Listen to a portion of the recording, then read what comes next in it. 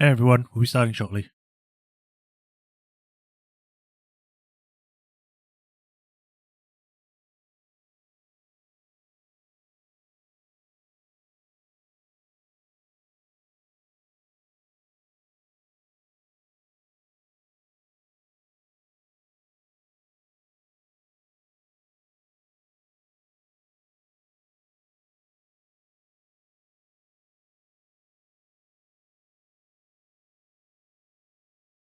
Connection seems good. Voice is being picked up. I think we're good to go.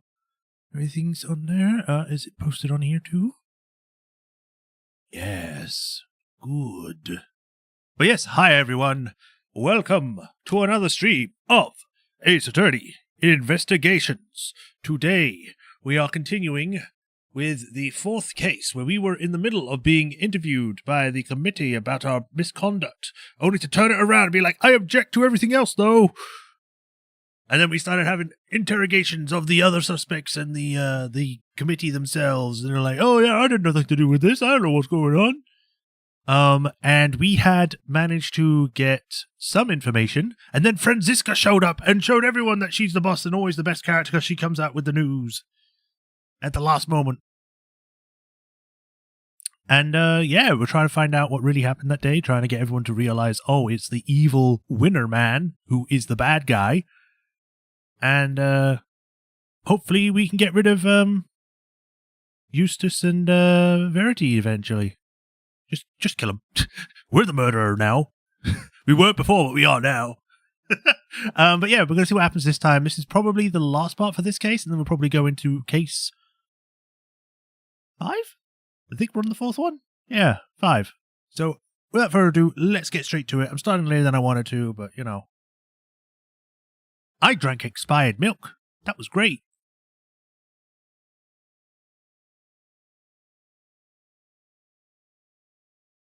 Where is the game? There it is. Play.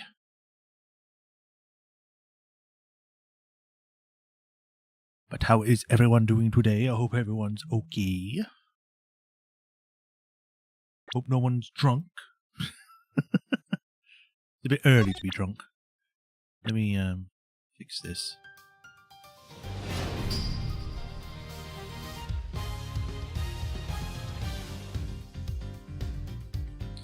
Right. Is it showing up on here? Yes, and so is the sound. Refresh restream. And it's up on there. Cool, let's go. A formal accusation. I formally accuse you. No, you don't. Aww.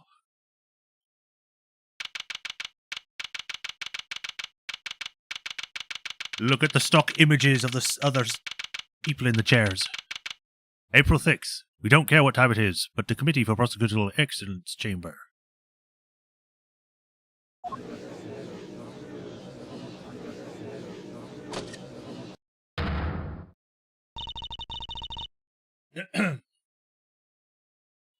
Silence in the courtroom, please. Miss Von Karma, if you would be so kind as to update us on the progress of the search. Yeah, it's not good news, I'm afraid. It is not good news, I'm afraid. The entire big building has been searched from top to bottom, and no such auctioneer's hammer has been found anywhere. I was not incessantly refreshing until the stream started. Why'd you ask? I wasn't asking, but I am now. How could you do that, Matt? Why? That is bad news indeed. Then we have no choice but to move ahead with the verdict. Such a terrible shame. But I suppose only a fool would have left the murder weapon behind. It's certainly not what I expected from a first-rate criminal mind. No, there's not enough, just not enough to work with here. I can't carry us any further on my own. Yes, it really is a tragedy, but life is life, I suppose. 1 second, I feel something tickling my ear.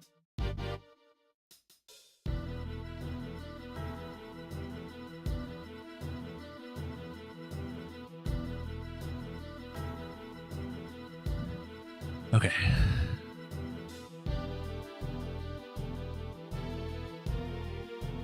Yes, it truly is a tragedy, but such is life, I suppose. I was just thinking back over the defendants I've made plea deals with over the years. Excelsius equals Ratigan, got it. Oh, Ratigan. People who poured their hearts out to me, trusted me with every detail of their crimes.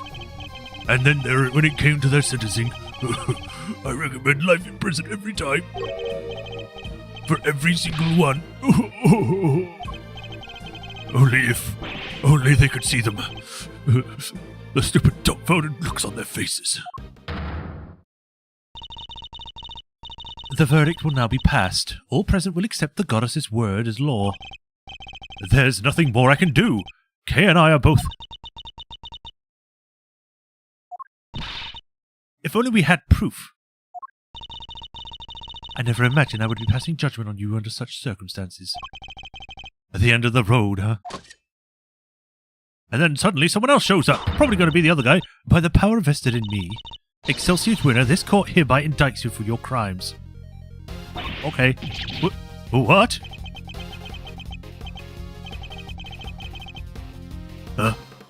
on earth's gone into you, Verity? I submit for the court's consideration the case file of a certain incident. Namely, the IS-7 incident, a murder that took place 18 years ago. We're bringing back the IS-7 incident? But what does that file have to do with... Wait, you mean... Your late-night visit to this chamber, that was to... Precisely. I came here to retrieve these documents, though sadly it would seem that I arrived too early. To catch the auction itself. When we spoke of the matter before, I implied that I had come to retrieve files pertaining to your own case. You'll have to forgive me, that was a ruse to bide myself more time. Okay. Guess we got this file back. What the heck are you doing, Cavell? You can't just accuse my dad. Not my daddy.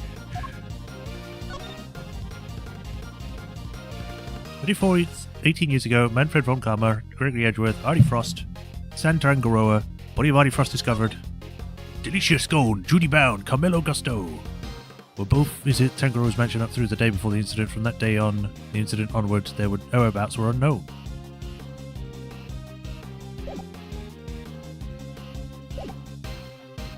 That was the most subdued reaction to Verity's 6 signs I've just seen. I'm sorry. Oh my god! Wow! I'm surprised!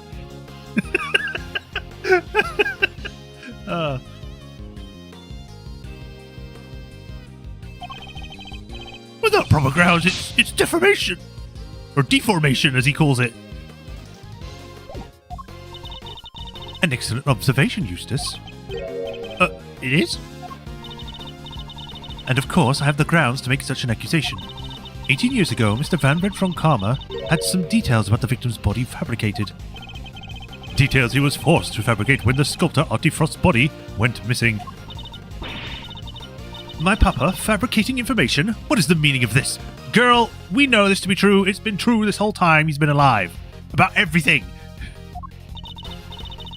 Ian Seidman, the detective originally assigned to the case, did in fact report that the body had gone missing. However, it seems that a certain someone wasn't very pleased with Mr. von Karma and deliberately withheld information in order to bring him down a few pegs. What? This individual refuses to allow anyone to go against their wishes or to challenge their power, and they're known to go extreme lengths in order to bring those who defy them to heel. 18 years ago, there were no different. In fact, they had even ordered Dr. Hertz to create a fake autopsy report for the IS-7 incident. What? She was responsible for the fake report? But wait, you have to understand, Grandma, she's not a bad person. He had to do what she said. She didn't have any choice. He? The person in question was the chief prosecutor at the time. The chief prosecutor 18 years ago? No. The man who gave Papa the first penalty for his career. It was himself. Excelsius winner, it was you. I'm expecting, like, I was hoping to see him as like a young one without any beard, or as like a short stubble. Objection! What are you all talking about? My dad would never do something like that. You see his face? He's an innocent man. Overruled. I'm sorry, Eustace, but your opinion on the matter is not needed here. For you are an imbecile and I've always hated you.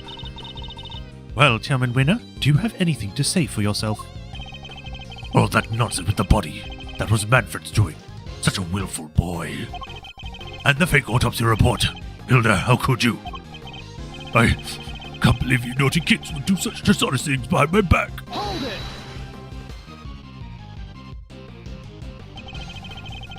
We could just ask her why she did it. She is standing right over there, after all. He's probably going to say something like, oh, well, why should we believe a criminal like that? If she fakes this, what else she could fake? Oh, wait, Grandma can't, she's out! Grandma, I'm sorry. I knew, that's why I... Right, exactly. If I didn't, everybody would have found out about what you did. They said he was going to charge you if you didn't help with them with their plan. They said he would, that he would... I just had to do what the auctioneer said. So, you were coerced into it, were you, Nurse Needler? And just to be clear, the auctioneer was Chairman Winner. I'm sorry, but I honestly don't know. The person forcing me to help them was the auctioneer. And they definitely looked to be about the same build as the chairman, but I never saw their face. Well, there must be something. Any detail, no matter how small, will do. Oh, wait. The mask didn't cover their whole face. And the part that wasn't covered had a tattoo on it. I remember that much for sure. Ringleader's appearance updated. Woo.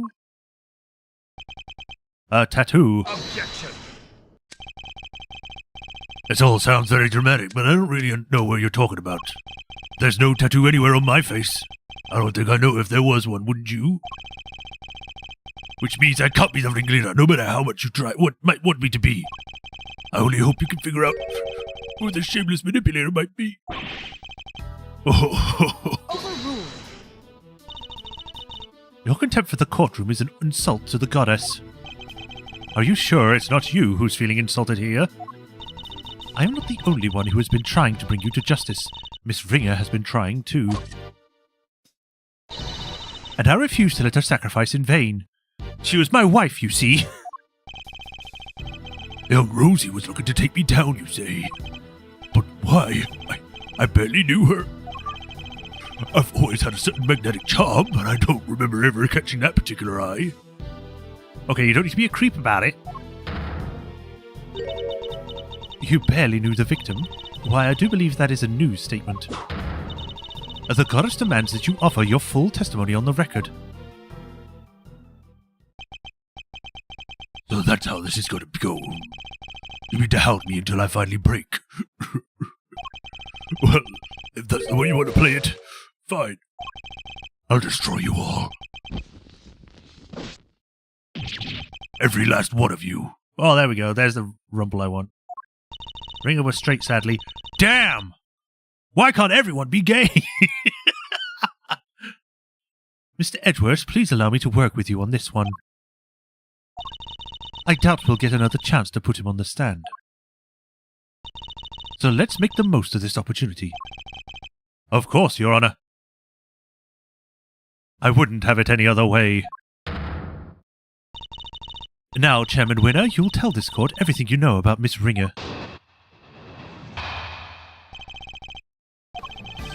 Young Rosie was a member of the committee, of course. But we never really had any personal interactions, at least none that I remember. I had no motive to murder that poor girl whatsoever, and I have absolutely no idea why she was after me.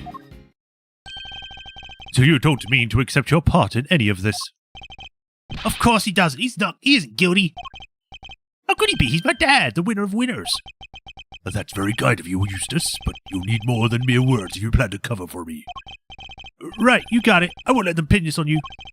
I believe in you, Dad. You'll beat Edgeworth. I know you will. Yes, you really are such a sweet, simple child. He really loves his dad, huh? But that's no excuse for him to ignore his father's crimes. Says you! But how much she respects him. But yeah, I know she doesn't anymore. Regardless of the station in life, all criminals will be made to atone for their sins in time. The way that they're posing is like they're both crime fighters. Oh, it's Red Whip Winsley and Hammer Thompson or something. I don't know. The Texas Hammer.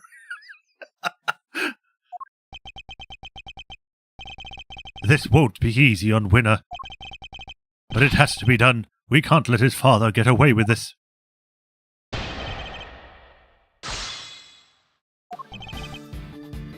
Hold it! As a member of the committee, you must at least have been familiar with her face. Sure, but that's all about all. I saw her every once in a while. Hold it! So you're saying you barely knew the victim at all? That's exactly her voice. That's exactly what I'm saying, my boy, yes. Why, I never even knew about that burn mark on her hand. Wasn't the Texas Hammer a super corrupt judge? No, the Texas Hammer was a lawyer, or is a lawyer, who has a son, and they're both called the Texas Hammer. It's from a JonTron video. I don't know if they were corrupt, I just know that they were lawyers.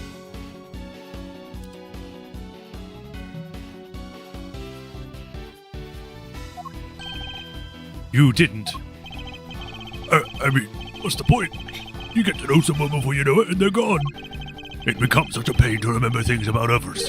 They were one day and gone the next. Yes, because they dare to stand up to you, and you make them disappear. If you would please add your remark about the victim's burn to your testimony, Chairman Winner. I didn't even know about the burn mark on their hands. Wasn't there... prominent burn mark on the back of the victim's hand. Does it say here if they were wearing gloves at the time?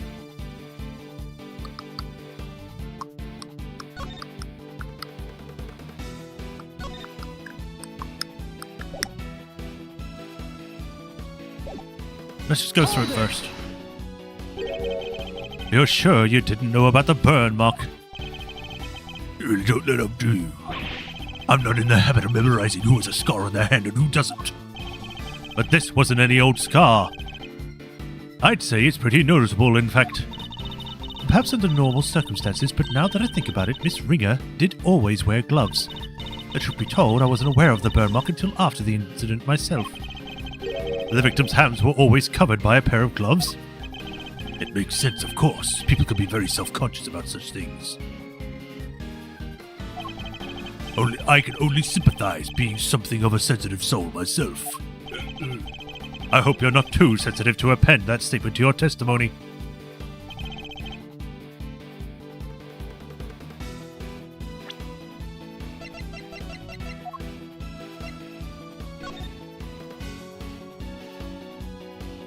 Puncture wounds, prominent burn mark on the back of the victim's right hand.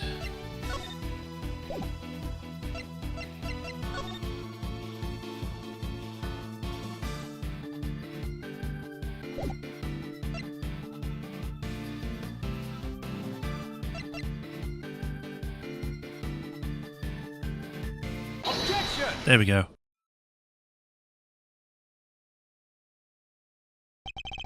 So Miss Ringer always wore gloves. If she did, that raises a rather important question and highlights quite a contradiction. A contradiction, you say? Really? If we listen again to the conversation that was captured by this stuffed cow, you'll see what I mean. Actually, that's a bull. And I knew it was you the moment I laid eyes on you. You can't hide that burn from me. Nothing to say for yourself. I've waited so long for this day, and now I'll finally have my revenge. Ah! We can be reasonably certain that what we just heard is the moment the victim was attacked. I knew it was you the moment I laid eyes on you. You can't hide that burn from me. We assumed that those were the words of the killer. And where's the problem in that? It seems like a perfectly sensible assumption to me. Mr. Female Bovine. I'm afraid not, Chairman Winner. For you see, if the victim was always wearing gloves as you testified, then the burn mark on her hand should not have been visible to the killer. Objection. You speak as if gloves could be easily removed. She should have taken, or she could have taken them off during the auction. That's... But she hadn't. She was still wearing them when I changed places with her. So they must have been on her hands when she was being murdered too. What are you saying, my dear? You do know how much trouble you're in, don't you? I'm not scared of you anymore. I have grammar on my side now. Now it's time for you to pay the piper, Winnie, you dang devil. I see.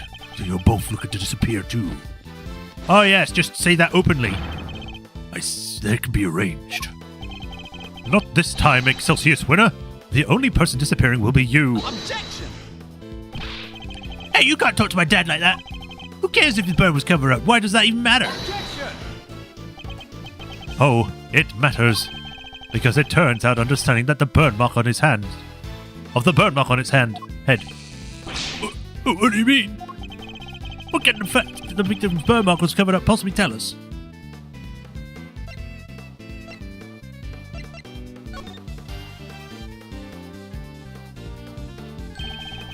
Think about it like this, Mr. Winner. The victim was wearing gloves, therefore the burn mark on her hand would not have been visible. In which case, whose burn mark was it that's being referenced in the recording? Somebody who, wasn't the victim? Precisely, which can only mean that the culprit had a prominent burn mark too. Or to put it another way, I knew it was you the moment I laid eyes on you. You can't have that burn mark from me. Those words were spoken not by the murderer, but by the victim. No way! Objection. Hertz just canes him to death, yeah. Secretly, Hertz cane is actually a sword.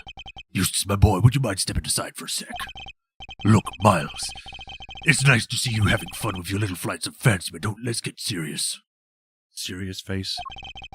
So the murderer had a burn mark now? Really? Where? Your little theory will even take flight or die, depending on your answer here, I'm afraid. He's not messing around. I have to figure out where that burn mark was, and fast. I wonder where it could have been.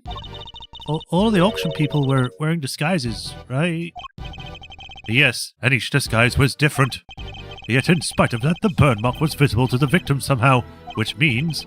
Well, shall we? Enlighten us, why don't you? Where was the murderer's burn mark? I assume you have some evidence. Okay, I guess I gotta present stuff.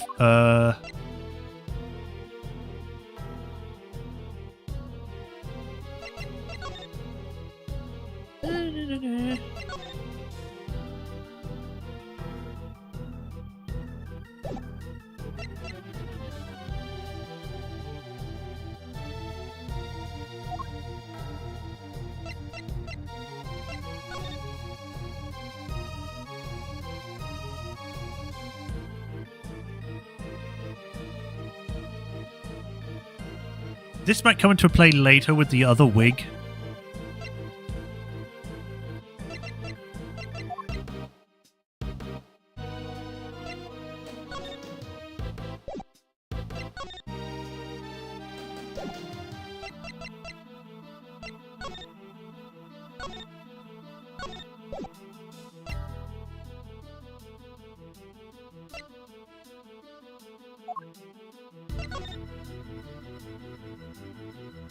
Reverse trauma to the object circular surface, puncture wounds on the chest. Nothing here that really says anything. It doesn't tell me anything.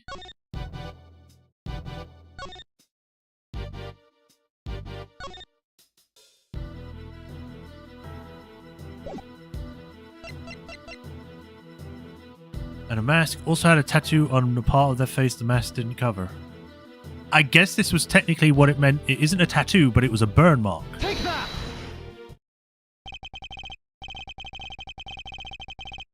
There's a dragon tattoo on his butt. Okay. Here is my evidence. The outfit the ringleader was wearing throughout the auction. Or rather, the outfit you were wearing, Chairman Winner. And what exactly is that supposed to tell us? Objection! A suit, white gloves, and a mask. This disguise should have covered almost all of your skin. but according to Nurse Needler's testimony, the auctioneer's mask didn't quite cover your entire face. And not only that, she claimed to have seen a tattoo on the part that was exposed. But was it a tattoo, or did she simply mistake a burn mark for one? A burn mark? On the face? Objection. Sorry to interrupt while you're so clearly enjoying yourself, dear boy. But I regret to inform you that none of the committee members have such a burn. Myself included, of course. But Dad, Eustace, do you think you could be quiet, please? You could be foolish on your own time later. Well, you may be of an annoyance most of the time, Mr. Winner. You may be annoying, but maybe this one time you'll be helpful. But on this particular occasion, I'm grateful for your presence. A real action that from you, his son, is as good an indicator of the truth as I could have hoped. And it gives me a much-needed confidence boost concerning another theory of mine. Namely, that one unexplained item belongs to... What's the matter, Mr. Winner? Or with Mr. Winner? I think he may be in shock. After all, he's usually the last to figure things out. But in this case, he seems to have gotten there all too quickly. He knows that his father is indeed the real murderer. He's sad because he knows the truth? So, it's better not to know the truth at all?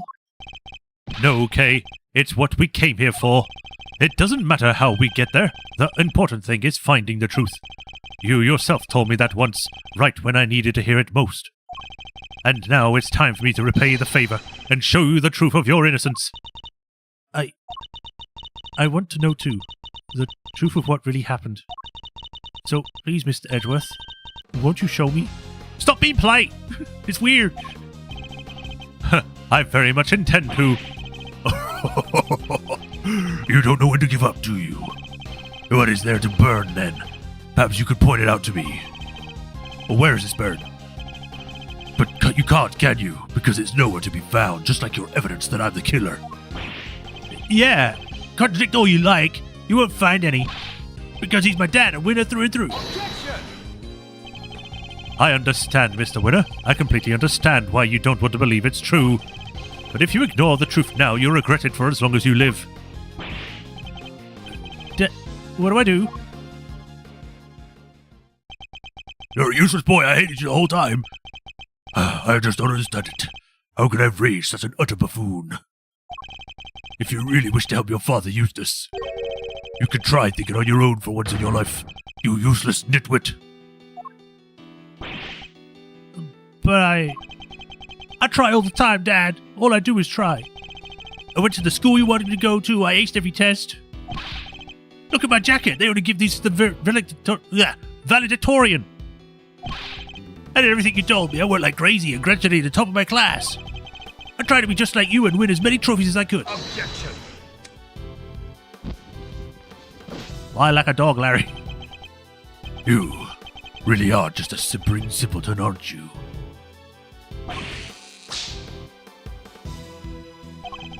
Those tests you aced, I had the school give you perfect scores on all of them. Those debate and speech competitions you won, the judges were all friends of mine. If you never even realized that much, there's no hope for you, I'm afraid. Not at all. Because I secretly did things behind the scenes and never told you, it's your fault that you didn't figure it out. Right, sure. You're no son of mine. Even you must see that.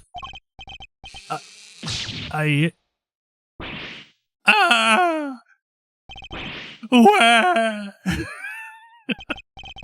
Oh, Sniffle. Gone. My own son. They all leave me in the end. Eustace went to Themis. Yeah. I mean, boo-hoo. Even when he's trying, he was failing, and he did it all for me. Then he should have tried harder. You're a disgrace. You don't deserve to be a father, and you certainly don't deserve to be chairman of this committee. Even I feel sorry for the boy now. Damn it. Why'd you make me feel things? Poor Mr. Winner. Too stupid to realize he's stupid. Explain yourself, Chairman Winner. Just what do you think your son is to treat him in such a way? An utterly useless pawn sounds about right. But you're the one to talk, Verity. You tried to worm your way into my trust by using Eustace too. I cannot deny it, however. I have never thought of him as a mere pawn. He may not be naturally gifted prosecutors, or be a prosecutor, but he tries. In some way, he tries harder than anybody. It doesn't mean that he's good at it, it just means that he tries, which I guess is all I hope for. And that's what I have witnessed during my time with him, yet you would call him useless. How could you? Objection. Because he is, Verity, my girl, he is utterly incapable of doing anything I ask of him. What if, random spitball here, what if the kid, if Eustace is actually one of the sons of the guys from the previous case that disappeared? Mr. Edgeworth, I entrust my offering to the goddess to you. Excelsior's making a race up to the top of the worst of these attorney fathers list, yeah. So that you may use it to call her final judgment onto Excelsior's winner. Thank you, Your Honor. I have been more than ready to do so. If the ringleader had a visible burn mark on their face that night, then it would follow that Chairman Winner is currently hiding that mark somehow. How exactly was he dressed during the auction? That will be the key to solving the case at last. And now then, your answer, please. Which piece of evidence will help us to reveal the burn mark on the culprit's face? A shaver.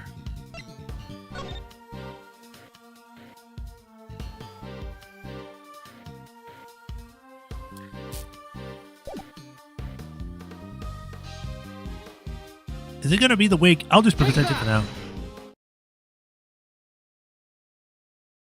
You mean Frost Gusto's missing son? Yeah, they both have missing sons, but yes. Recall, Nurse Linda, as a testimony, if you will, there was one thing we never quite resolved. The second wig. The one that was. What? The one that wasn't used. What? That's not a proper sentence. The one that wasn't. You mean the one that wasn't used? That's all you need to say. Was. Whatever. That's annoying me reading that. I seem to remember it being wavy.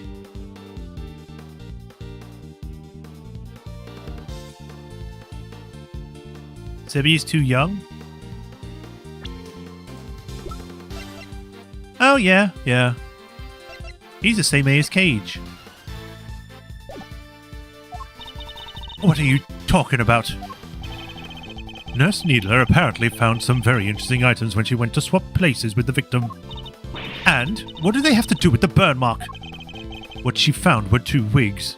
Oh, wrong voice. What she found were two wigs. One was intended to make her look more like the victim. But what was the other one for? The kids we saw would be near 35 now. Oh, well, never mind then.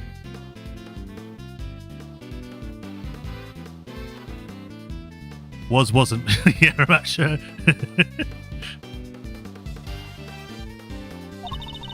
I don't suppose it was meant to be a spare. It doesn't take a huge leap of imagination to see the truth. Compare Chairman Winner's current appearance to that of the ringleader it was described to us. Stop it! Stop staring at me! I'm ugly. I am deformed. One very prominent difference presents itself. His face, or rather, what's around it. You mean... Was it a wig after all? Indeed, not a wig intended to go on the top of the head, in any case. It was a fake beard all along, wasn't it, Excelsius Winner?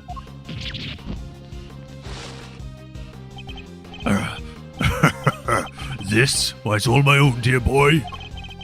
How very unkind of you to suggest otherwise. Objection! We saw how your son reacted when he realized the truth, and how he desperately tried to cover for you, even in the light of his realization. Yet you still feared that he might expose you. So rather than take that risk, you bullied him until he couldn't take it anymore. No bully. Honestly, not a bad idea if that could be cool. Yeah. He legally changed his name to Sebastian DeBest to distance himself. Oh, God. Because he knew that your beard hides a prominent burn mark. Chairman Winner, I insist that you remove your beard this instant. I cannot, my dear boys, touch my face. I've been pulling it.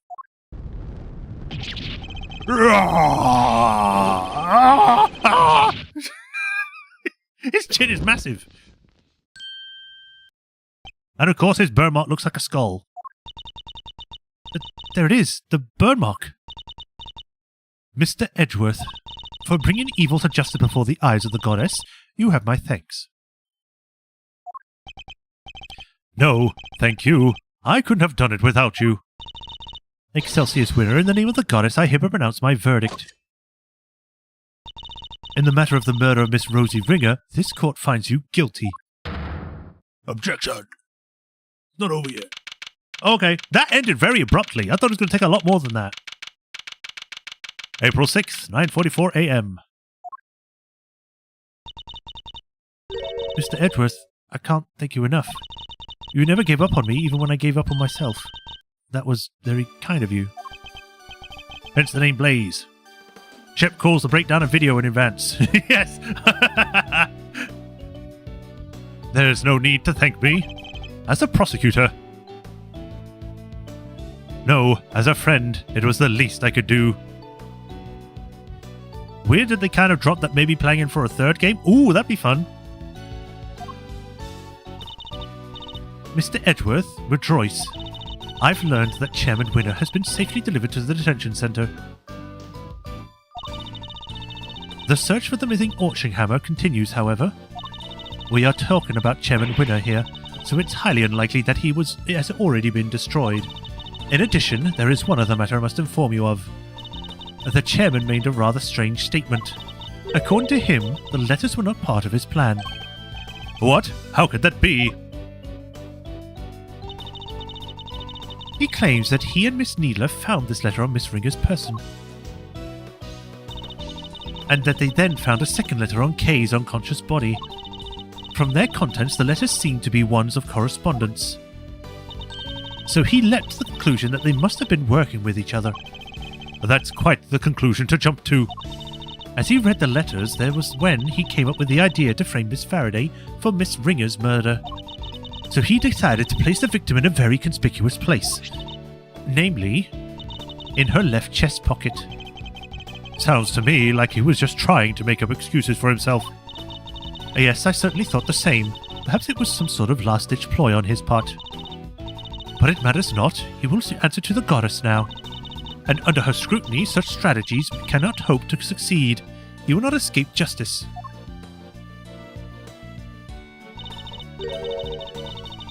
And with that, one of my duties with which I have been entrusted with is complete at last. Judge Gravel, before you go, can you tell us what you know about Chairman Winner became to murder Miss Ringer?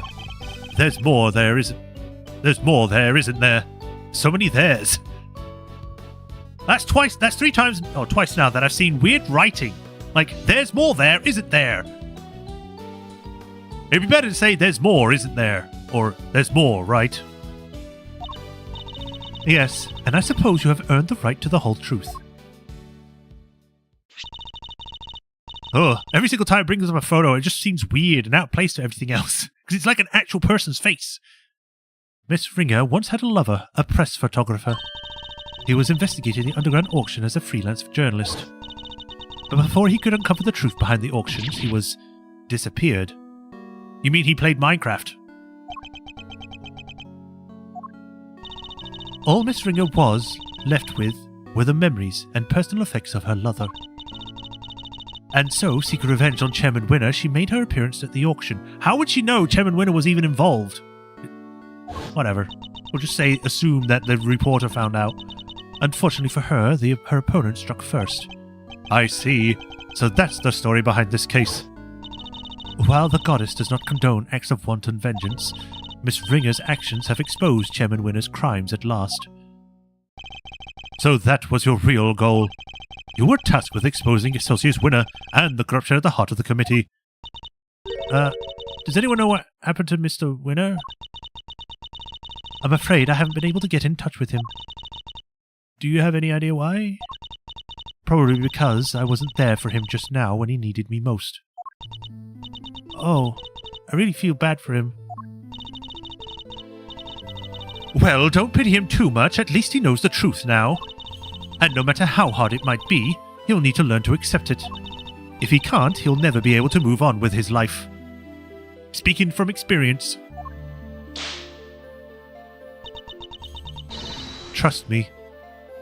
Yeah. A father's influence isn't easily erased. There's a whole bunch of game left to answer those questions, yeah. And then he's the victim. But in time, he can hopefully try and change his ways. You're right. You've got to me. Can I change too, I wonder? Can I move on with my life? Are you okay, Kay? How's the head feeling? I'm fine. Thank you. I'm sorry, Kay, you were my patient. I had a responsibility to you, and instead I let them accuse you of... Ow! Danged right. We ain't just in the business of fixing bodies, Missy. The mind's where it all begins. You're right, Grandma. Speaking of which, how's your memory? It's like, with a little more time, maybe I'll be able to remember some more? Time for BS and memes. Please forgive me, but I had better be on my way. Oh, what about me? Do I still lose my badge? What's going on with that? I am to preside over the trial of Fifi Lagarde in a bit. The Bronco Knight case, huh? Who's the defense attorney? It was supposed to be Miss Ringer, but as she is no longer with us, we are still in the process of finding her replacement. Miss Ringer was scheduled to represent Warden Lagarde. And of course, until we find Eustace, there's nobody to act for the prosecution either. In any case, I must take my leave. Wait, please. What about Mr. Edgeworth's badge? What's going to happen to it now? With its chairman under arrest, the committee's activities have been suspended for the time being. So to answer your question, it's complicated. It's all up to the goddess now. Ah, yes, the infallible goddess, who actually doesn't do anything because it's all the committee. But... Don't worry about it, Kay. It's a consequence of my own making. And I assume you do not mean to change your mind. Of course not. I chose the path of truth, and I chose it willingly. With Chairman Winner out the picture, justice is in the hand of the righteous once more. Sure they are. If you did wish to follow the path of the prosecutor again, Mr. Edgeworth, everything's back to normal now. Nothing bad will happen. Literally, the next Phoenix Wright game. Everything goes bad. Phoenix loses his job. Gets given false evidence. I would be more than happy to facilitate such a decision. Did I even say the first line? If you did wish to follow the path of the prosecutor again, Mr. Edgeworth, yeah. It's very kind of you to offer, but I can't accept your help at this time. I'm kind of busy at the moment. I can't ask for my badge back when I'm not even sure if I want it anymore. I see. Then I will hammer you. It seems we are destined to continue on different paths then. Well, I trust you'll keep my badge safe until they converge again. With all I have. In the meantime, I have here a token of the goddess's mercy. You may return this notebook to its rightful owner. And then she gets all her memories back when we give it to her. Kay's promised notebook. It seems it was due to be sold in the auction. Why? Huh? Who would want a notebook? And with the name Kay written on its cover. Chairman Winner made the connection immediately and knew who it belonged to. I think this is April 5th, and Phoenix was his last case on the 7th. Yay! It was the same name as the one in the letters, after all. The letters he claimed to know nothing about. I suppose he insisted he didn't prepare them. Yes, he also had something else to say. Apparently, he thought that Miss Faraday was after her notebook and that Miss Ringer was after his life, and that their respective goals are what led them to cooperate and infiltrate the auction together. Unfortunately for him, he misread the situation completely. It was all about happenstance. If Kay had known a defense attorney who was also a member of the committee, there's no way she wouldn't have told him that isn't just like her. Your belief in her is touching. While the notebook did indeed become part of the Chairman Winner's cover-up scheme, it is also a treasured possession of Miss Faraday's, which is why I would like for her to have it back, as I'm sure would the goddess. Thank you. I pray that it helps her to recover the lost memories. He's not used to saying thank you. Especially when they were originally enemies, I guess. Is everything alright? Judge Gaffel wanted me to return something important to you. Hey. Isn't that... Always greet people with a smile even if you don't know. Or never cry in front of strangers. I have to do Yonke again. Daddy, I wrote them all down, Daddy. Yeah, I'm going to keep all my promises and be a real hero when I grow up, just like you. Oh, wait. I forgot to write one down. The most important promise of all. Promise number 5. Always trust your... or try your hardest to learn about things you don't understand. Hee hee. Every time. I remembered it just how you said it, and now I'll never forget it.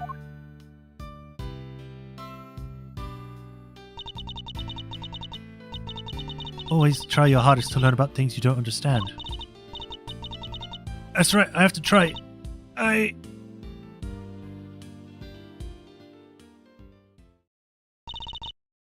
I'm... Kate Faraday. The great thief. I didn't get a chance to finish that. The great thief will do anything to get our hands on the truth. Taking Yadagrasu, the assistant of Mr. Edgeworth. Kay, is that really you? Can't say I'm a little bit embarrassed, but... Yeah, I'm back. And I couldn't have done it without you, Mr. Edgeworth. Yay. God damn it. Ugh. Stupid artwork. Emotions, go away.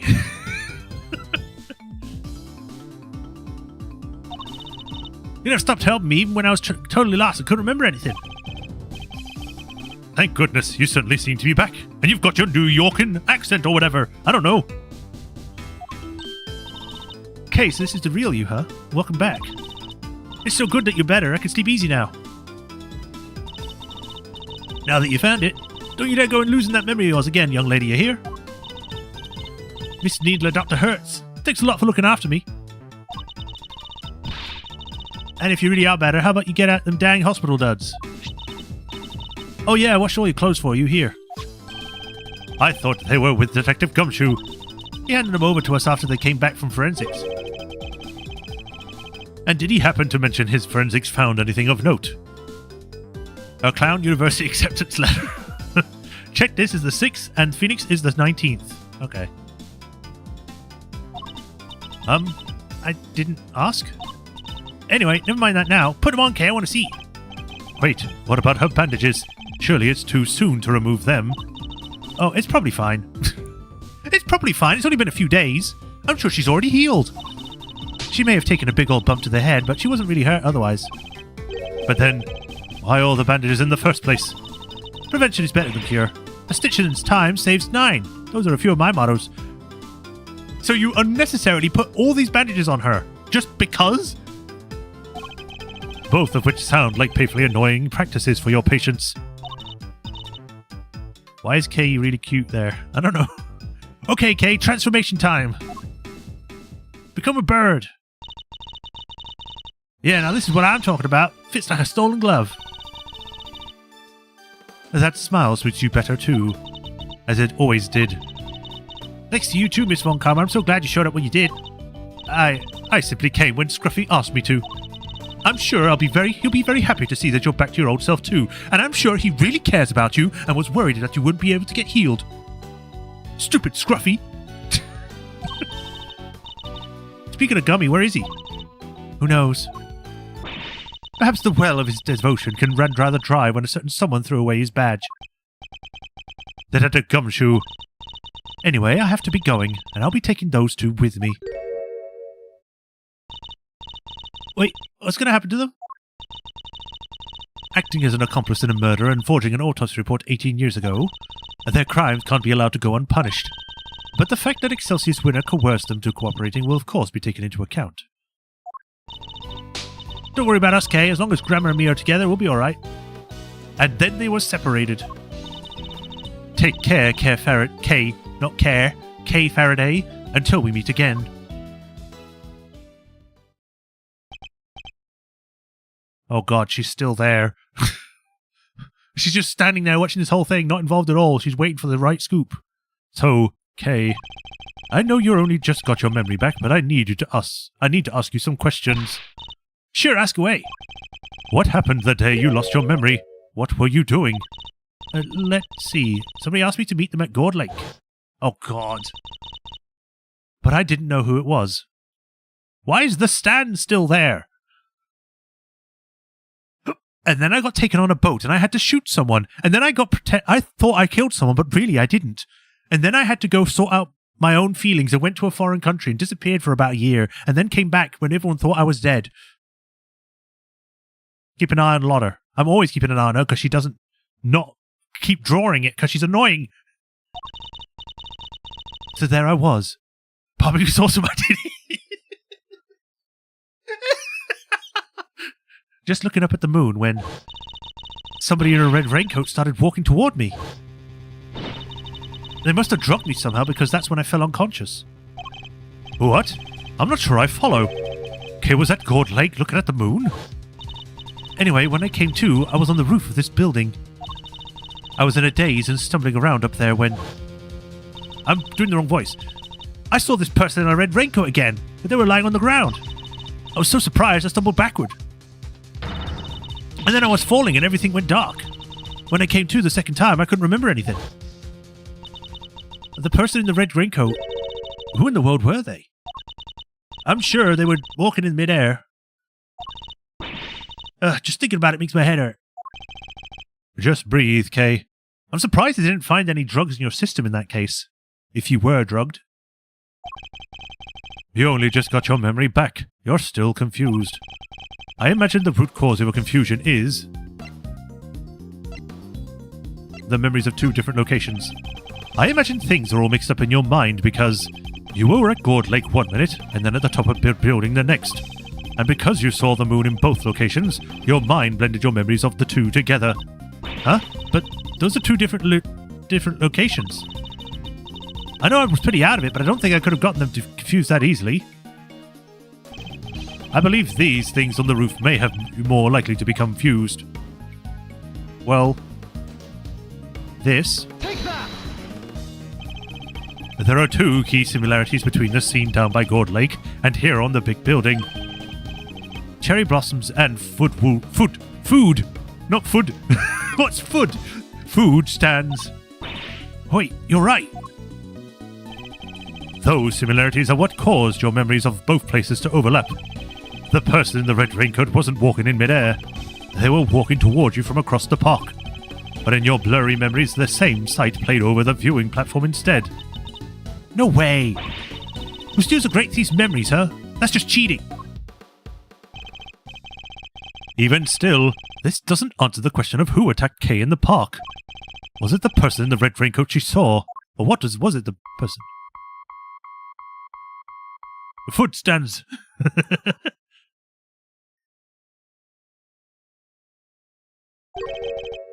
Do you hear that? It sounds like it's coming from up in the storeroom. Is it going to be the killer and he's left behind a radio again? Come on, let's go take a look. Well, Howie, I smell another scoop in the oven. You're still here? Oh my god. April 6th, 9:53 a.m.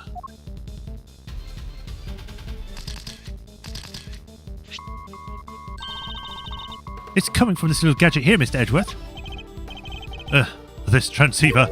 I feel like I've seen it before somewhere. It's from the Shelley the Killer case from the first game. Oh, second game. It's still going. But I'm no good with technology. I don't even know how to use a pen. Come on, you have to pick it up. Fine, I'll do it. Hey, this is Edgeworth.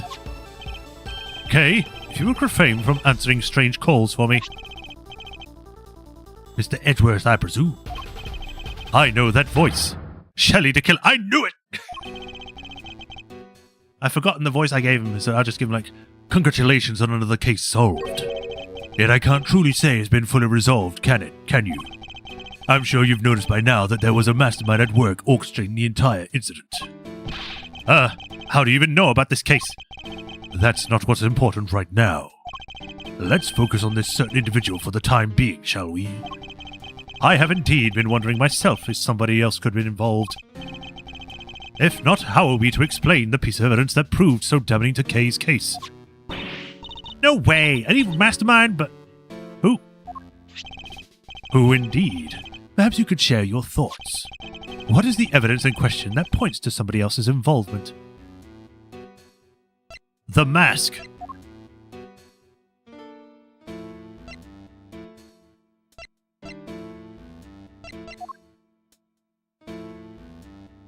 The bull?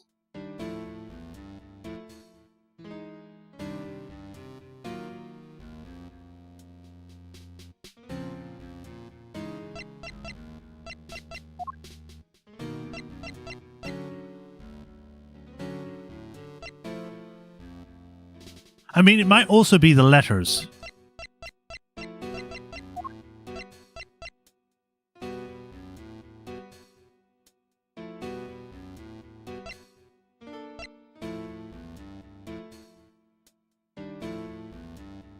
I'll go with the letters first.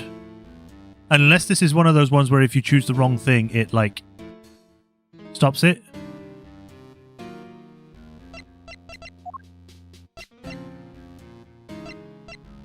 What evidence has not been explained? Are you giving me hints when I didn't ask for them? I'm gonna ban you! Nah, okay. I mean, thanks though. But, okay. What evidence has not been explained yet? Well, we never really talked about the mask, but I'm sure this is probably not really important for anything. The letters have been sort of explained, saying that they're not fake, but that just means that they were written.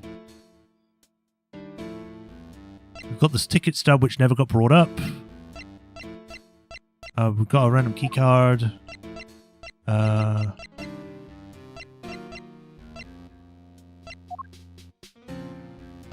mean, maybe the raincoat?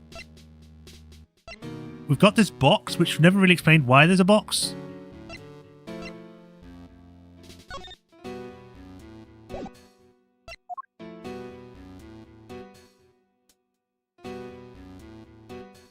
So my guess is either the mask, the letter, or the toy. It's like, why would she pick up a random toy if she didn't know that it was a recorder device? No one knew it was a recording device.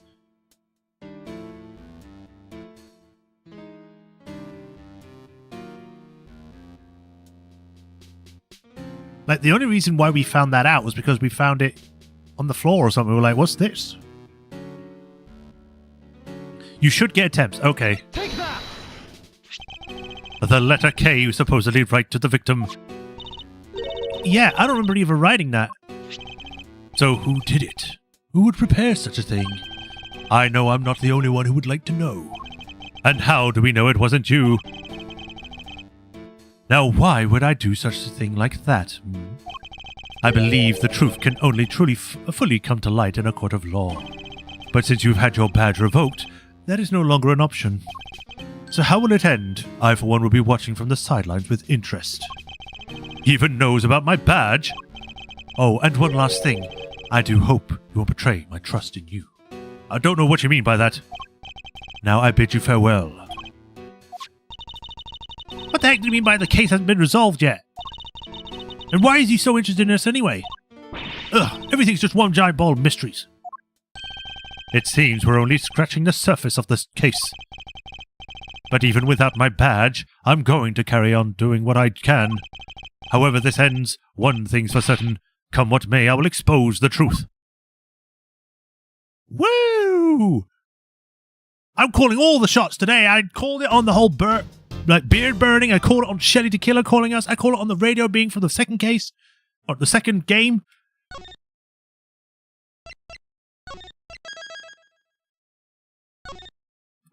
Turnabout for the ages. Woo!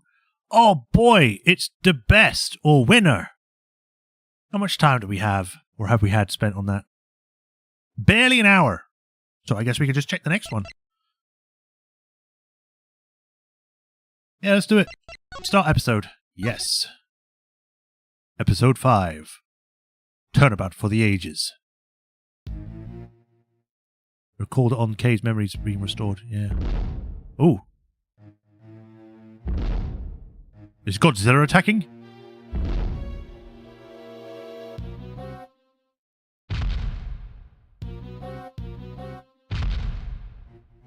The grand turnabout in the fan translation. Okay. Oh, it really is attacking. What is going on?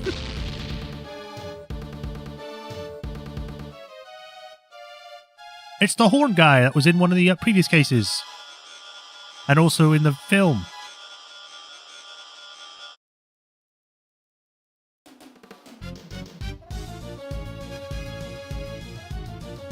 It really is just Godzilla, but in a cow form. Okay. April 6th, the same day. I wonder if they're doing this because they know the next game is going to have everything going off with Phoenix, so they're trying to do all of this before that happens, which is why it's the same day. We're going straight into another problem as soon as the previous thing is over. Okay, 10 a.m. It's Stink in the silence of his basket.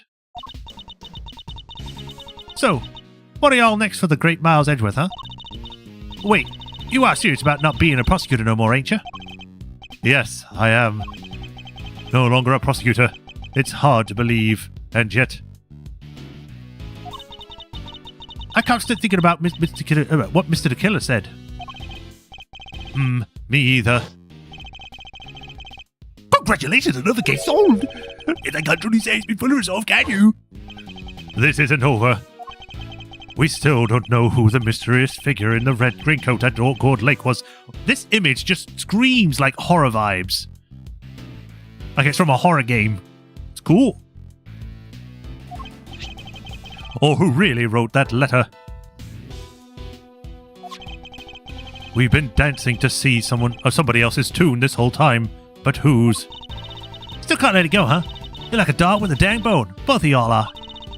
Well, I got me some reporting to do, so I'll go catch y'all another time, I guess. Wow, you have a new story to chase already? You're trying to patronize me, girlie? You bet I got more stories. More than you can shake a stick at. A good reporter always got 3 or 4 heads or leads bubbling away in the old scoop pot. Somebody please. Whoa, what now? It's you. Please, you have to help me. I can't remember what voice I gave you because you were in the first game. Huh? Do I know her? What's the matter? Has something happened? There's a body. It looks almost like a monster might have... A monster? Well, I'll be. I don't want to give her that voice. Everybody else smell the sweet, sweet smell of scoop, scoop. Scoop, scoop, scoop, scoop, soup. This way, hurry.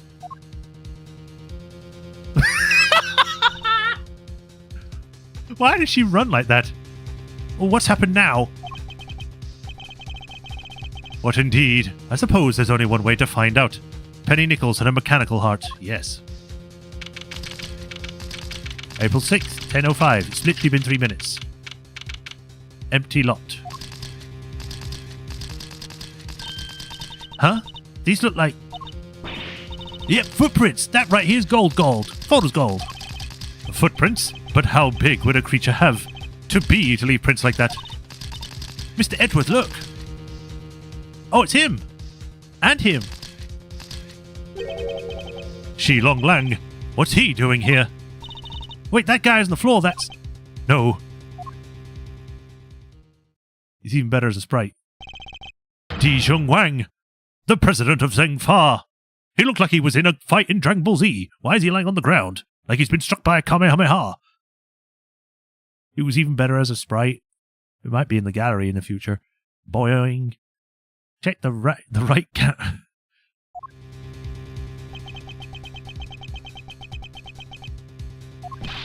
Agent Lang. Mr. Prosecutor, how did you get here so quick? What is going on here? You don't think it's exactly what I'm trying to figure out myself? We can't blame him for being on edge, I suppose. The leader of his country is dead. Speaking of which... this body is lying inside one of the footprints. What on earth happened to him?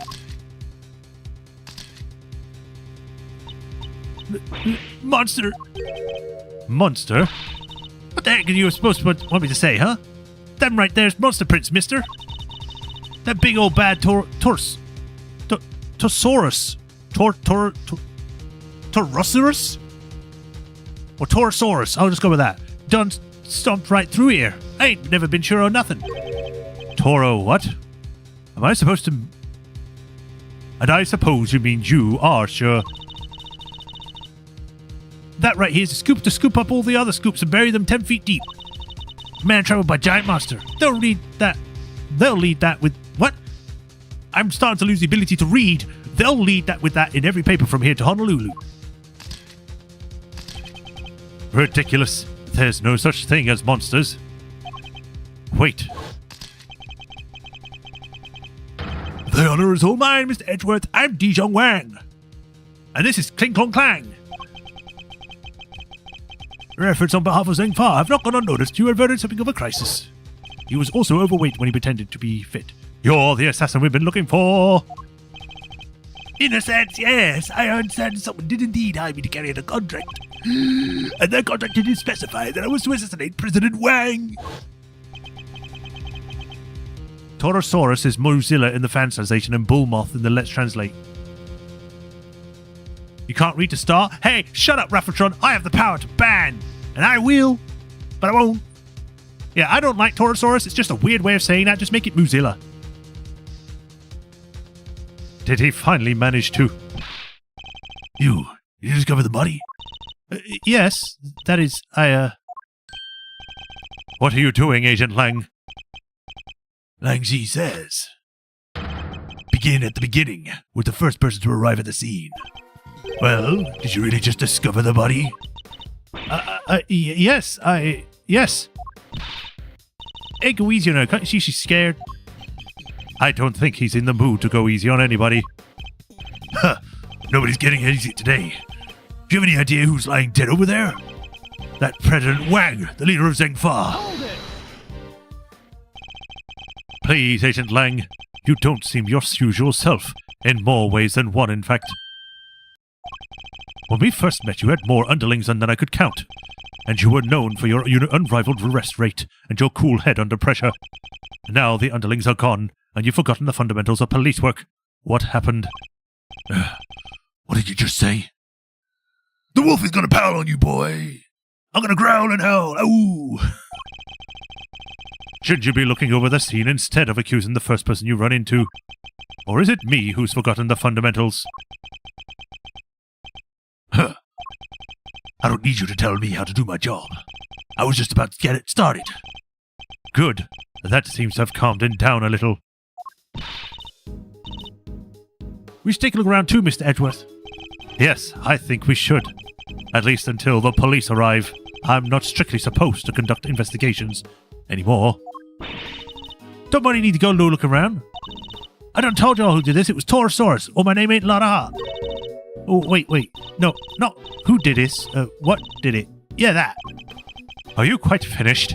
We have an investigation to be getting on with. Step aside, please. You got on way around no more, mister. You step out of my dang way more like it. You'll mess with this here scoop of mine, there'll be heck to pay when then some. Excuse me? The woman who found the body. Where do I know her from? You're Mr. Edgeworth, right? Do you remember me? Oh, yes, of course. We met on that one case. No way, you two know each other? Yes, as a matter of fact, we do. From somewhere. Great to meet you. Oh, wrong voice. Great to meet you. I'm Kay Faraday, Mr. Edgeworth's assistant. Wow, I never knew you had your adorable little assistant. I'm Penny Nichols. I work over at Global Studios. I'm in charge of props. It's nice to meet you. Ah, of course. Imagine if he suddenly goes he starts panicking. He's getting he's hyperventilating. He's starting to sweat. And he's looking around. It's is she here too? One of my many old cases involved the murder of the Set of Steel Samurai TV show. She was a member of the crew and thus a person of interest. Our paths must have crossed several times when it was all going on. And yet, I've completely forgotten her. It's good to see you again. So if you're here, I guess that means... that's right, we're on location filming for Global Studios. It's kind of a big feature, to tell you the truth. I was first in today, wanted to make an early start. But then I noticed something was wrong. The footprints and the... body. We'll take a closer look at the body in just a moment. In the meantime, I can ask you to notify the police. Yes, of course, right away. I'll need to speak with her at length a little later. But first, let's go over the scene. There's plenty to look at beside the body. I'll need to examine everything in detail. Begin! Big building, empty lot. What is it now? Can't y'all see I'm busy? John needs room to work, you know? Why are you so obsessed with the idea that this was a monster attack? Her textbook nameplate and profile have also forgotten her name. Wow, her name is just crew member. A props person at Global Studios and the first to discover the body. Her name is Penny Nichols, but we're not going to name it. She's only 3 years older than Kay? So that would mean that she was 19 in the first game, I think? Monsters don't exist. Surely even you know that. What did you... You don't know what the heck you're talking about. Tyrannosaurus is real, dang it. I know that for a fact. Just like you know Gordy was real. For a fact, huh? How is that even possible exactly? Oh, because I done seen him. What? You saw Tyrannosaurus? Where, how? Heck yeah, I seen him. The big bad bull himself. Or himself. Right there in front of me. I was up on the 51 over that big building yesterday, right? Gathering materials for your story on the underground auction. Yes, we remember. Well, you just missed a memory, that man. It literally just happened, man. That's right. I don't see him right when I took that photo. The person in the red raincoat. Miss Ringer, right? Yep. See that bit blind right there next to Little Miss Red Raincoat? Well, guess who's on the other side of that there very moment? That's right, Tyrannosaurus. There's nothing there. Well, I can't really catch every damn thing. It's just a little too far away, that's all. It wouldn't matter how far away with it. If we saw Tyrannosaurus, we would see it in the photo, in the mirror. And everyone would be reacting to it, not just you. But I seen it, alright? Boy, I did. Taurus's big old eyes staring right at me, peeking at me right in the window. A window-peeking monster. Anywho, I don't got time to be shooting the breeze with y'all. I got snaps to snap, reporters to report. Quit bugging me, will ya? Go on, get! And that entire story was ridiculous. She was 18 or 19 in the first game. Yeah. I'm surprised she managed to get work at a studio that early. You didn't believe a word she said, did you, Mr. Edgeworth?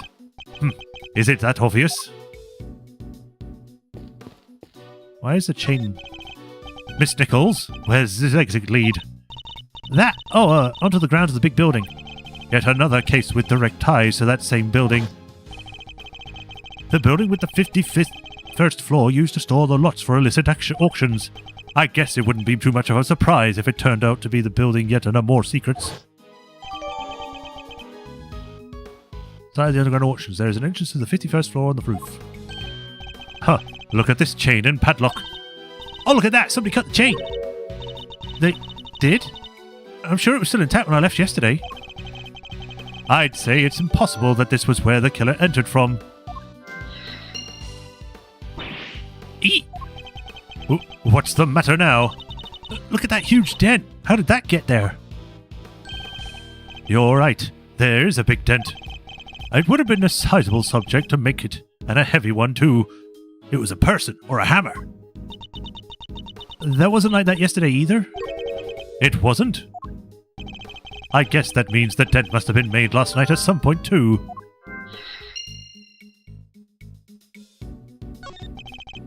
So the grounds of the bit building lie beyond this gate. Look at it from here, you'd think it was an ordinary building, huh? Oh hey!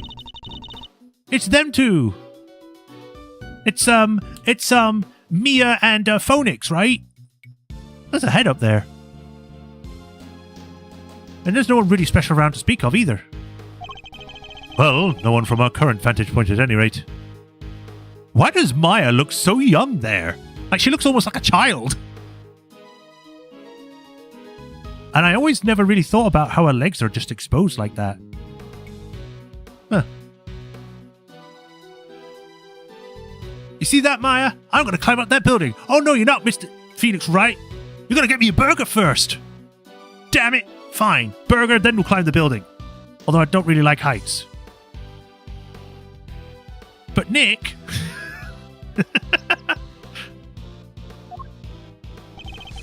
Anyway, we don't have time to ponder such things. We need to investigate this entire lot.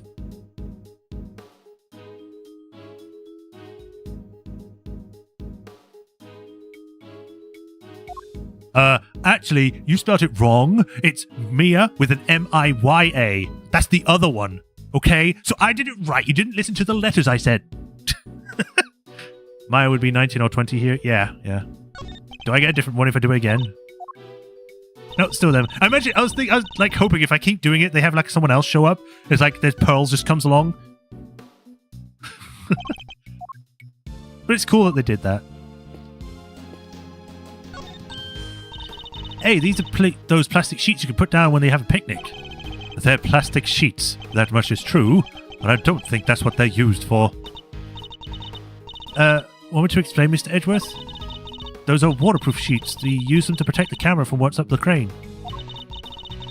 If it starts raining while we're shooting, we can't cover it up. Oh, we can cover it up and keep going. I see. So they must be pretty big, right? Oh, yeah. They'd be able to cover the whole thick rig. Wouldn't be much point using them otherwise. Pearl also never wears pants. Yeah, no one in the Faye family wears any trousers. The weather was pretty patchy yesterday, so we wound up using them quite a bit. Take my good side. Ah, yes, my back. My lovely back is my best side.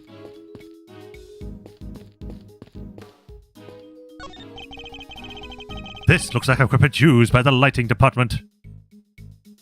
The Buff family are the only ones in the village who own pants. Okay.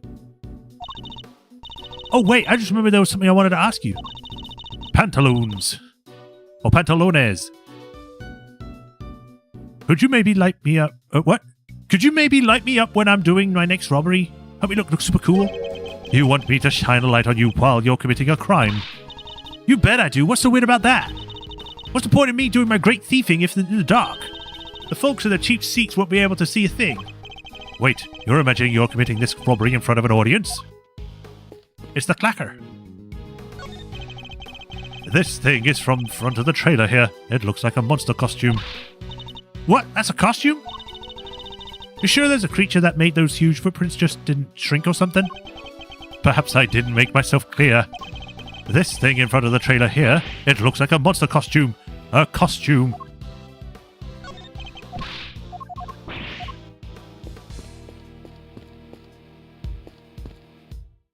I want to go inside.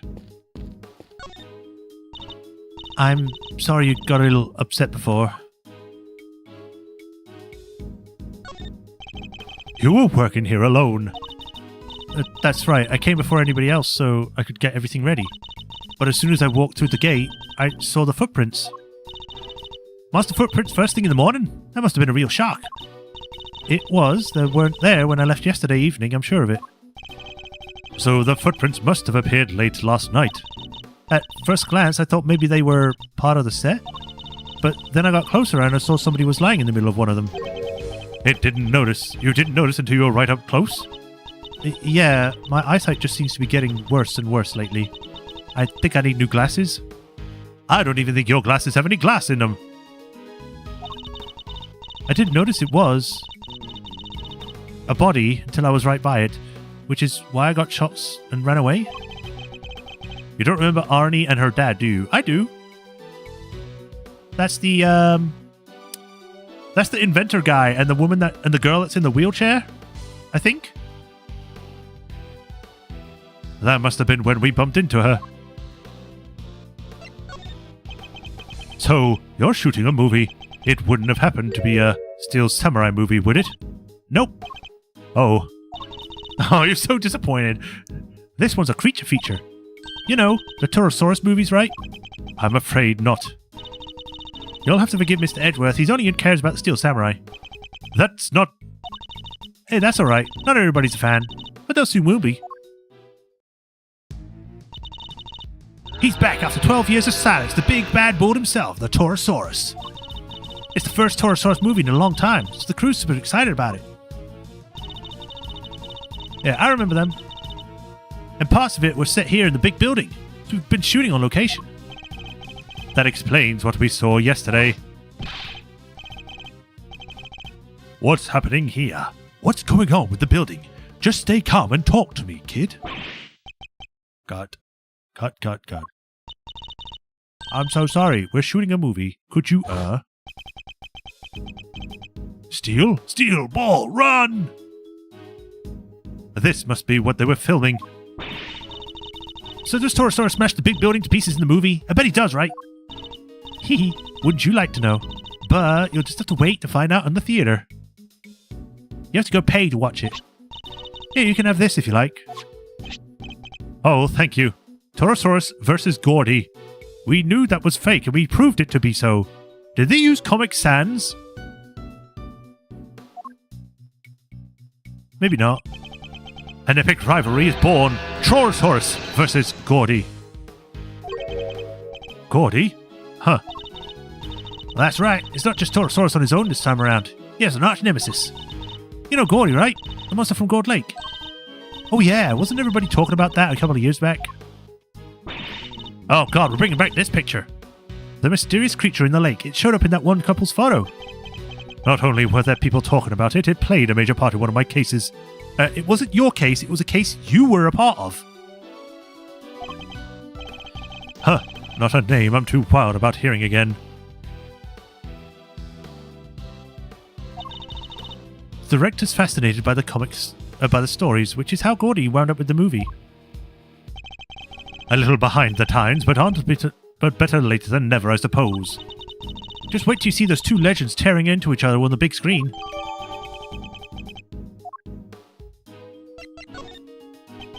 I think we need to learn a little more about the security situation here on set. Miss Nichols, is the set kept locked tight overnight? Yeah, we use one of these. You use a bike lock? A bike lock. For a fence that people can just climb over. A combination lock, huh? So no, anybody who knows the code can get in and out? And was the lock in place when you arrived this morning? Yep, everything was locked up tight when I got here. Who knows the combination? Oh, the producer, the director, the crew, the actors. Basically everybody who's working on the movie. So any member of the cast or crew could have opened the lock and entered. Whoops. Wait, that's... You recognize it? Huh?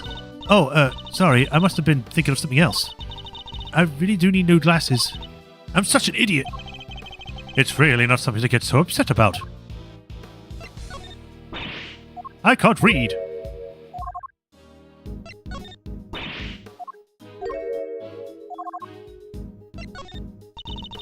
Torosaurus is kind of a symbol of nature. That's why he destroys the city. So he's just Godzilla. That doesn't make a whole lot of sense. He can attack with his horns, but that's not the only trick up his sleeve. He can bellow out shockwaves, drown people in drool, and squirt them with milk. He can suffocate them with barbecue smoke. What? He can make cute little items out of leather. Those don't sound like super tough attacks, but they sure look good. It's our job to make sure of that. I'm just going to say it, Penny, but this movie sounds like it's going to suck. And I hope you succeed for the sake of your entire industry. Gordy was a thing for 3 days. Yeah.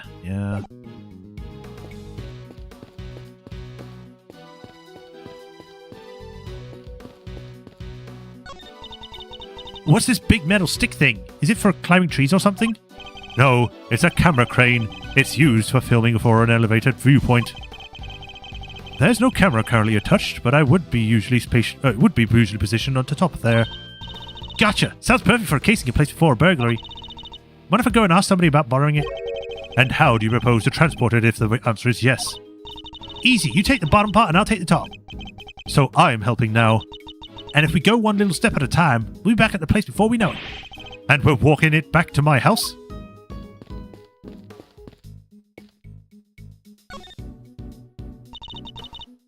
It really is him, huh? It certainly appears to be the same man we met only a few days ago. A few days ago? That's... Like, they were specifically put if it was a week or more. So this has only been a few days. So that would mean that this entire game has happened in a span of a week. Because this was the first case. So this time the president really did get assassinated. If that's what happened, the assassin certainly chose an intention-grabbing method. I must scour the scene and turn in this purple coat. Why did the camera stand right on his crotch? No obvious wounds, but he's definitely not breathing. So it really was a monster. Trampled by a giant creature? Impossible. There's something stuck on the front of his clothes there. Also, if a giant creature did stomp on him, he wouldn't just lie like this, he'd be a smear. Yes, speckles of yellow substance. I bet it's monster drool. Yeah, that must be it. Please, Kay, can you at least try to be sensible? I need to have forensics tell us what it might be. Alright, that looks to be pretty much everything the body can tell us for now. I better note it all down. Huh? What's this white thing here? Wait, it's a bone! Does that mean 2 murderers? It looks more like a horn than a bone to me. I mean, horns and bones are kind of similar. It's just that the horn is an outside bone. Don't we have a piece of evidence that might tell us whose horn it might be? Or you want me to actually deduce it? The body's surrounded by pieces of smashed up concrete. Yes, they look to have been thrown clear when the ground was broken. Whoa! Opioi! I don't know what that word's supposed to be. Sent flying by the mighty impact of a giant creature's foot. Sure, assuming that was the work of a giant creature. Just look at the shape. I know a hoof when I see one. There's only one thing that could possibly be the footprint of an enormous, terrifying beast. And it's not just one, there are 3. But you know that's impossible, don't you? You know that monsters aren't real. Sure, I probably know that, somewhere deep down. But it's way more fun to believe that they are. Our job is to pursue the truth, Kay, not believe what feels most fun in the moment.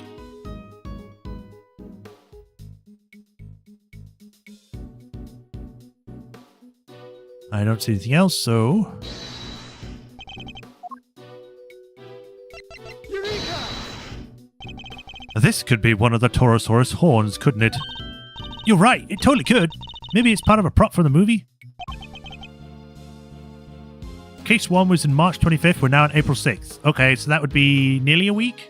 So it wasn't a few days ago then. Also, it's kind of funny that we're actually in April now, and it's April in game. We're catching up fast. If it is, it must be from something pretty big, judging by the size. What are they doing on the ground here? We should be asking one of the crew. Maybe they'll know.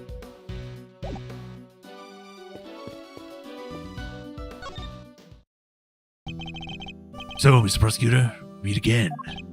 Yes, we saw you at the detention center the other day. What's with the sad harmonica?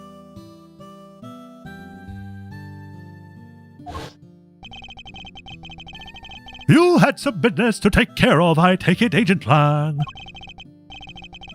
You could say that. Nothing that need concern you, though. Huh. Yeah. You have a habit of showing up in the wrong place at the wrong time. You're a bad penny, bad omen, and a bad smell, all rolled into one. Just stay out of my way, okay? I've got a president to avenge. You were already at the scene when we got here. Why? What were you doing in the area? What am I? A suspect? You might be. Look, I heard a scream and I came running, okay? Guess it was our friend from the crew.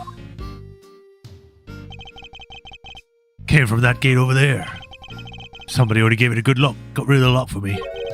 Not completely. I can still see it on the floor there. Perhaps I should take a closer look.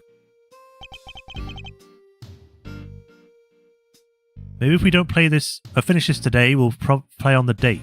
Maybe. When I got here, I saw a movie girl running over to the other gate.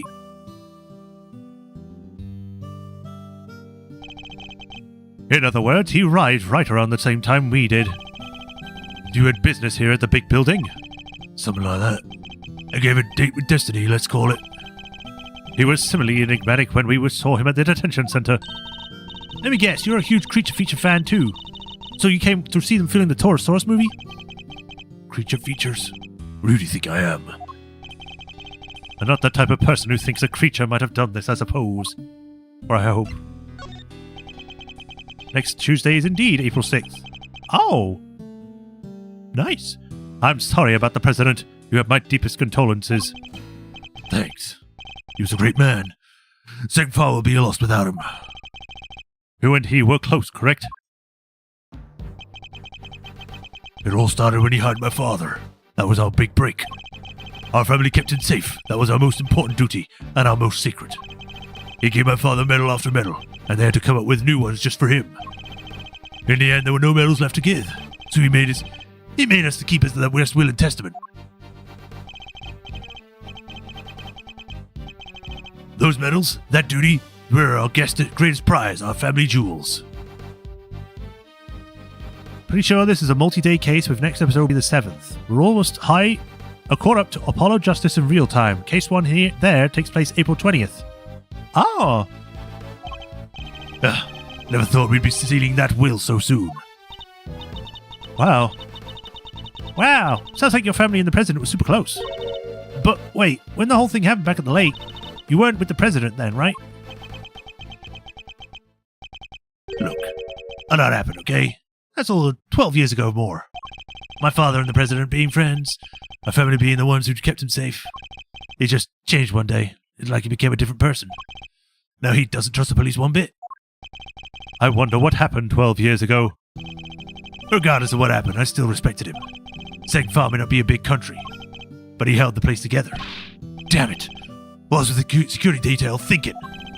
I imagine you've already contacted the embassy. Of course I have. And the Arab government, and my family. They're all going crazy right now thinking about what needs to happen and with what will.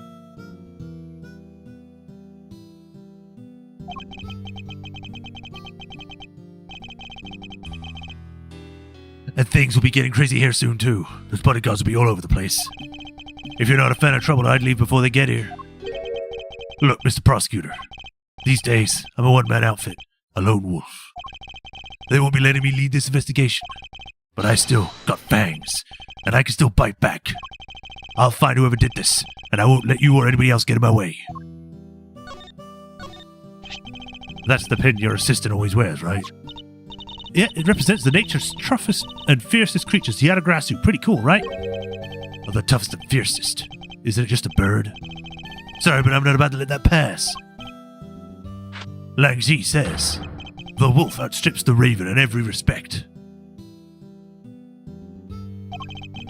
That little black bird of yours wouldn't survive even a single swim of a wolf claws. Those are big words, Mr. Sir Houselot. But do you know how Spartan thieves say the raven is pretty darned amazing? I could peck you to bits when fly up forth before your stupid claws swipe even get close. You think a wolf can't jump? I'll snap you right out of the sky before you can fly away like a coward. Huh, I just flap my wings super hard and blast you across the room. I haven't had to endure an argument like this since elementary school. Why are you shoving this in my face? You want to be careful where I don't bite. Perhaps I'd better put it away. It's Kaku and Jabra. I don't know what that means. What, you want to talk about Torosaurus with everything else going on? I'm certainly not saying that the creature could be a culprit, but he's not unrelated to the case. If there's anything you can tell us, I'd be very much obliged. Well, President Rang had a Torosaurus toy from way back. I saw it a couple times over the years. That's why I recognized it. The stuffed toy? We saw it in the presidential plane, too. Even the leaders of other countries love Torosaurus. It must be famous everywhere. Dogs go bow bow in other languages, right? And cats go meow or meow. How do we say that one? And roosters go cocorico. No. So what noise would a Torosaurus from another country make? We don't even know what our noise our own Torosaurus makes, do we? Who wins, a fight? A wolf or a giraffe? A wolf giraffe. What are you showing me that for? Curse whoever killed President Wang. I'll find them, and you'll see if I don't. Forgive me, Agent Lang. I didn't mean to upset you. He seems to find it hard to keep a cool head where the president is concerned. Unsurprisingly, I guess. Can't help but feel a bit sorry for him, huh? Isn't there something we can do?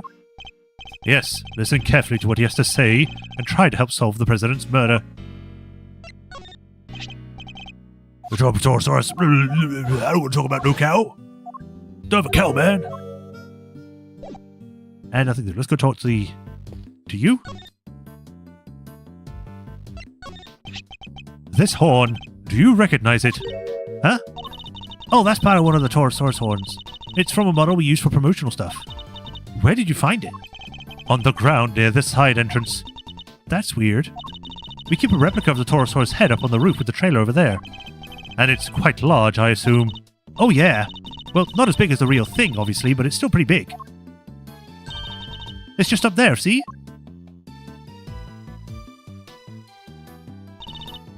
Right there. That really is big.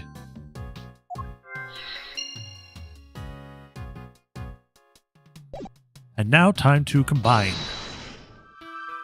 Right. Broken horn, dented fence.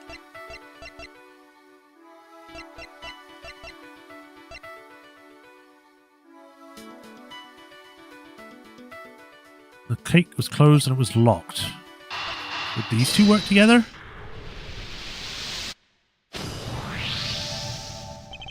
The combination lock on the gate leading to the plaza was intact when Miss Nichols arrived, but the lock on the gate leading out of the side of the building had been cut. What does this tell us? Hee. Easy, that the killer used a side gate.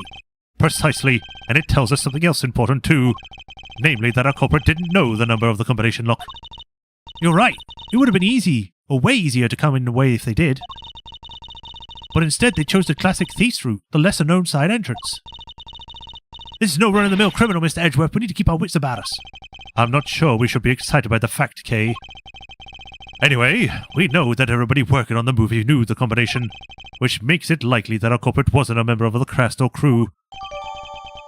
Woo!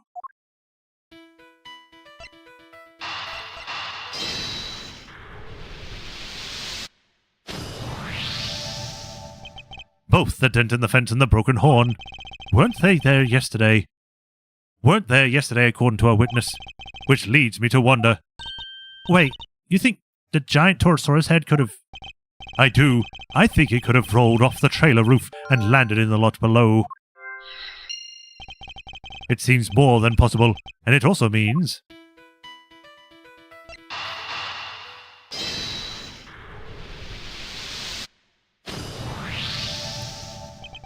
There's no sign of a murder weapon anywhere. Oh yeah, there isn't. Now, this is still only a possibility, but if the Taurus head somehow fell from the roof up there, yeah, that could kill somebody for sure. Miss Nichols, would you mind as we look at the roof, look up on the roof of the trailer? You want to go up there? Sure, I don't see why not. Knock yourselves out. Oh, but don't do that literally. The steps kind of be slippery. Can be kind of slippy. Alright, I'm done here. Found out what I need to know for one for now. And what might that be, I wonder? Hmm?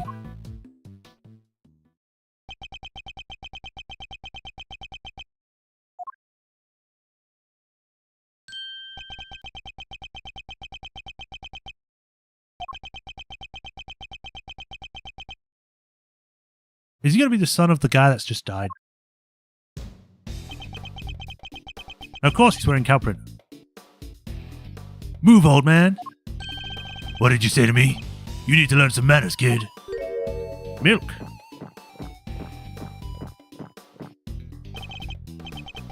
No, you need to learn when you're in the way. Quit whining, get out of here. What the? I'm so sorry about him. Sean, apologize to the nice man.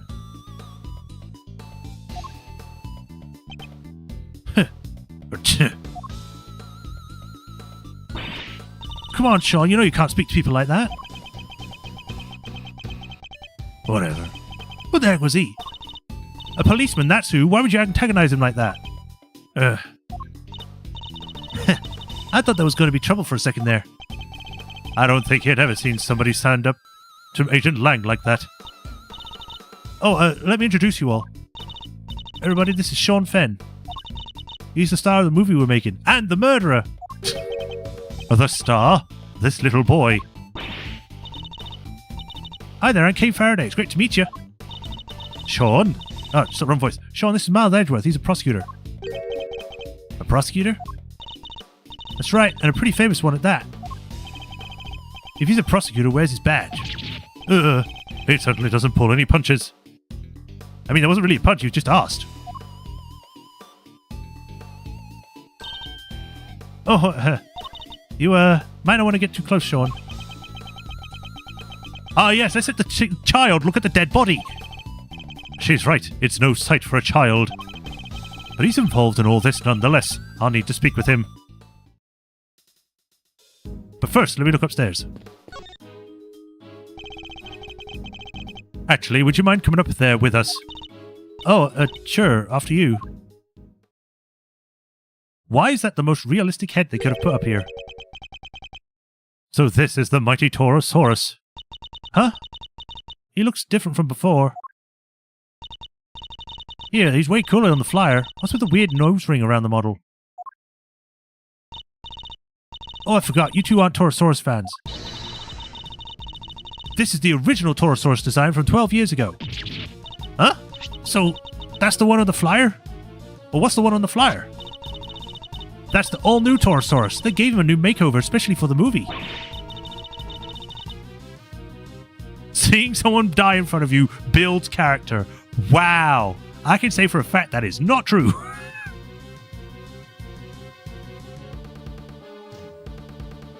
It looks so much more contemporary now, don't you think? A makeover? He's totally different. This one's... it's just... a cow. Well, he is just a cow. Or at least he was originally based on a cow. He's a monstrosity.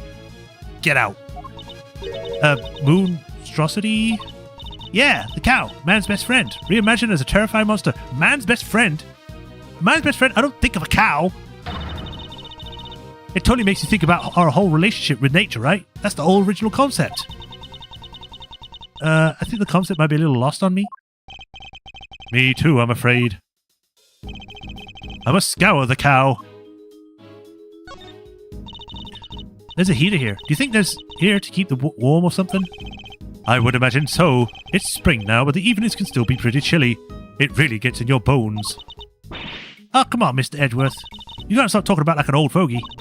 You already look like one. You have to talk young and bright and happy. You may not have noticed, Kay, but that's not exactly my style. Is this a toolbox? It's massive. Yeah. I think I could probably throw that little baby over my shoulder and carry it out of here. You're not thinking of stealing it, are you, Kay? No. I was thinking I could just carry it around with me. Then every time you shout objection, I can light you up with it and make you look super cool. Yeah, I can picture it now. You look amazing. Well, do I get a job? When do I start? Hopefully never. It's a wooden table, sadly collapsed. Part of it is badly scorched. That's weird. The head should be on that table. How would that massive head fit on this tiny table? But the legs are broken. Guess Torosaurus isn't going back on there now. Huh. The scorch must look practically bad where the leg snapped off. I think there might have been a fire up here. You think that might be what happened to the legs? Yes, and when the fire had burned through the legs, the table would have collapsed, and the head would have fallen into the ground below. You're right, the fire caused the head to fall. Indeed, and I also happen to have an idea about how the fire may have started. These cans of paint thinner by the heater are pretty flammable, and not a great place to keep them. Yeah. Oh, you're right. I'm sorry. I'll make sure somebody moves them. But the stove didn't get used yesterday. Not while I was here, anyway. Which makes the question of what could have started the fire all the more interesting. The model was made for promotional events, stuff like that. So people would remember the old Torosaurus and realize this was a reboot? Yeah, he does look kind of different. People might not get it otherwise. And just as we thought, the horn is broken. So the model really is what killed the president. I think it's a distinct possibility, but there's one thing I don't quite understand. What's that? Miss Nichols, the model looks very heavy. How did you move it around? Oh, it comes apart. If you know the trick, it's not hard. But I guess if you didn't, you might struggle to figure it out. If you happen not to be a member of the cast or crew, for example. Once it's in pieces, could one person move it? Oh yeah, even I could. Not even very fast, but I could. I'm sure I remember that face from somewhere. Hey, Mr. Edgeworth. I know this cow. Funny, I was just thinking the same thing. We know it from the president's plane, of course. And from the auction. So, President Wang's plushie was a soft toy version of the original Torosaurus. Can this really be just a coincidence? And now this is back in my inventory, yay! These look like cans of paint thinner. I guess they were being used for by the prop department. Look at the ground around them, Mr. Edgeworth, it's all burned. Indeed, all this blue sheet underneath, and the nearby newspaper, and the outside of the cans.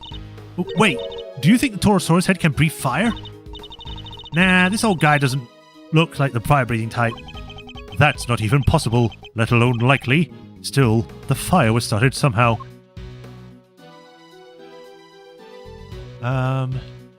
Nothing really else to look at. Alright.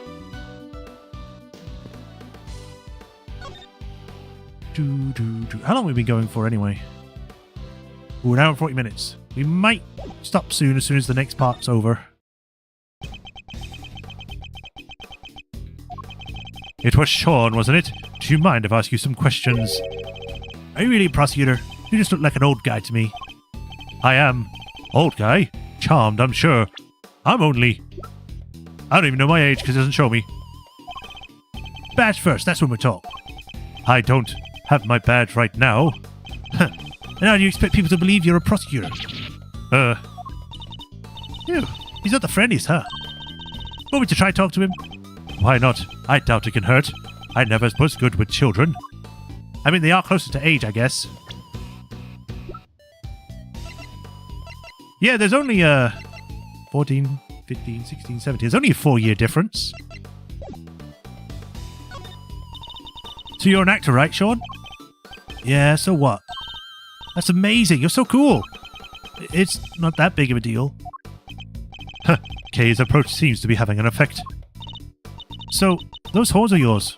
Yeah, what about them? Oh, those? They're the makeup department made them. The character he plays has a special psychic link with Torosaurus. And the horns allow him to communicate with his giant friend. Isn't that right, Sean? Just shut up! What will you... I don't need to know all that stuff. Oh, sorry. Well, the power dynamic here seems pretty obvious. Still, that's kind of amazing, huh? The lead character in a movie? While you're still in elementary school? That's That's crazy. Oh.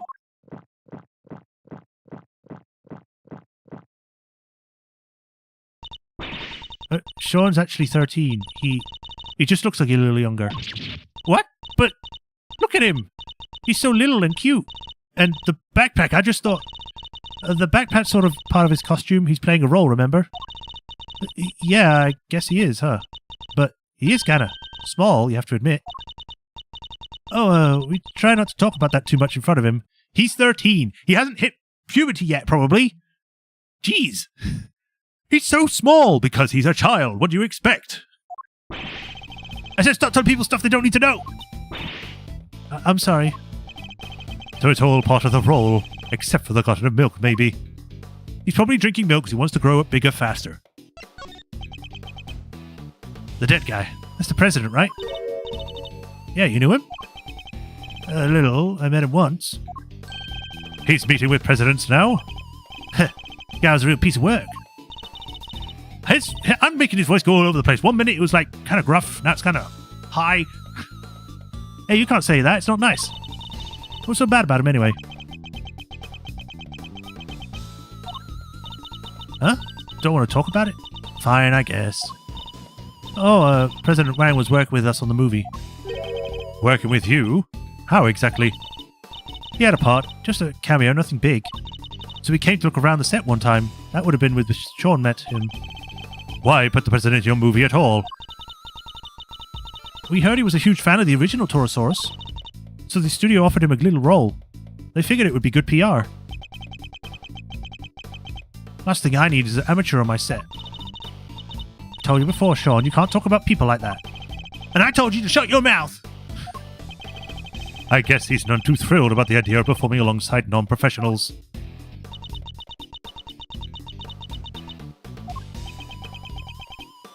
Oh, here. Oh, what's this? Oh, wait, from yesterday? A photograph. Yeah. I just got them printed. You can keep it if you want. Oh, wow, it's such a great picture. You bought it specially for me? That's so kind, thank you. No, I just happened to have a spare. That's all. We have another Sundari. Whoop, whoop. Send the alarms. I hope you don't mind me asking, but can we take a look too? Oh, sure. Here.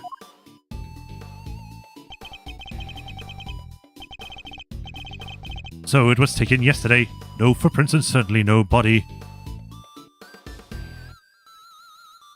Torosaurus in a costume. Look at Penny. Behind the scene photo data jotted down. Alright. I think that's about wraps up our preliminary investigations. She was killed by... Yes, by a falling Torosaurus head. At least that seems the most likely explanation for now. It came right down on top of him, huh? Huh?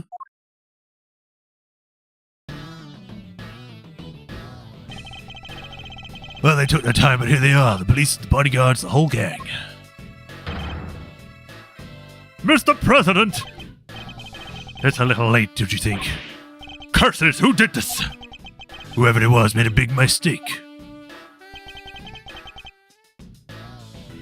But I promise you this. They'll pay. I'm on their trail already. What do you mean? Our president may have been murdered, but that doesn't mean that extraterritoriality applies. The local police have jurisdiction. Luckily, I know the right people to talk to.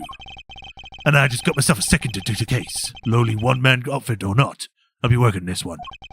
It sounds like you already have an idea of where you would like to focus your inquiries. More than that, I've already caught scent of the prey. Take a look at this. It's a printout from a security camera on the building platform at the top of the big building.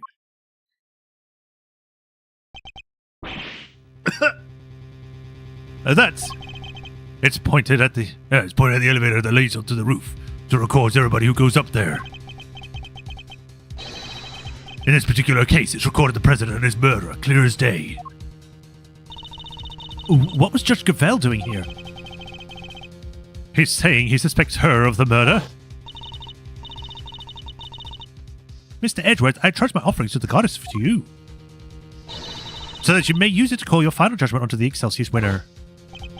But murder goes against everything she believes in. Did you camera footage jot it down to my organizer? Agent Lang, perhaps you could further explain your thinking on the matter a little further.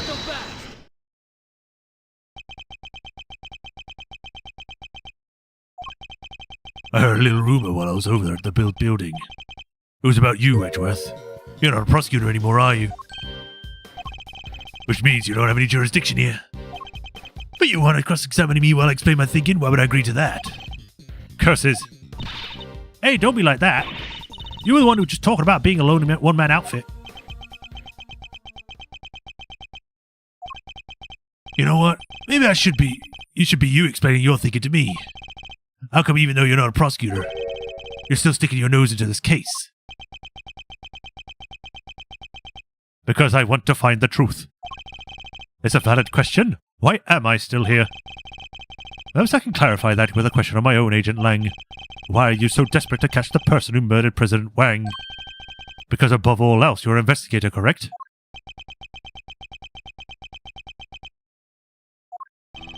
I'm desperate to catch a certain somebody myself. A person who orchestrated a murder at the big building yesterday. A person who put Kay freedom in jeopardy. And who put her in a grave danger. That person is out there somewhere right now, lurking in the shadows, laughing. And up until I uncover the truth and make that person pay. It doesn't matter if I'm a prosecutor anymore. I'll keep fighting. I find the truth. And don't give up until you do. That's a rule I live by.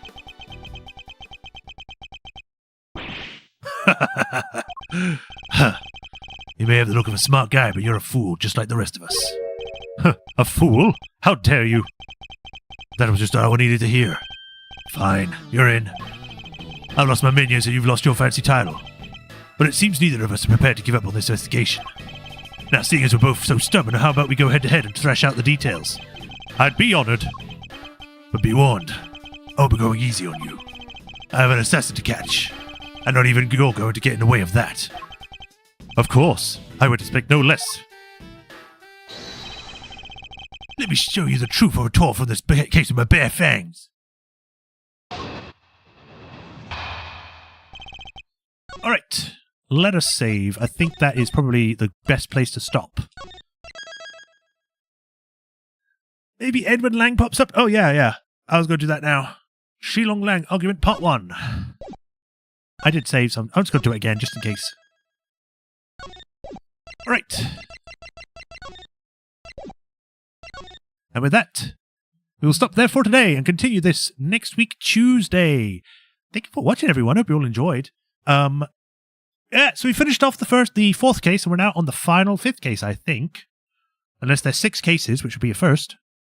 But yeah, we're going to see what happens next time, where we will be talking to Lang, interrogating him, probably going on to the next part, maybe even finishing it next week, and then going from there. But tomorrow, we're going to be continuing with Hades, where hopefully we'll be able to finish off the epilogue, because otherwise, we're going to be doing it another week. But we shall see. This is a long place, but the pacing is good. That's good. Cool. But for today, thank you for watching, everyone. Hope you all enjoyed. As usual, be sure to follow, like, subscribe, or whatever you need to do, wherever you're watching from, so you get notified of when I stream next time. If you like what I do and help support music to Patreon and tips, and if you do become a patron, you get your name added to the patron list here, where I give you a shout out of every stream, like I do with Hiro Kuni and the Soulmaster 37, where I thank you for the continued support. I greatly appreciate you all, and we solve one case and get thrown straight into another one right after. And we find that the president has been killed, and we have to solve that. But do we really? But, yep, that's it for today. Thank you all for joining, everyone. Hope you all enjoyed. I'll see you all either tomorrow, or I'll see you all on Tuesday. We'll be continuing with this. Until then, y'all take care. Have a nice rest of the day, and take care of yourselves. Bye, Rafa Sean. Bye, Matt the Shirt. Bye, everyone else. See you all next time. Bye-bye.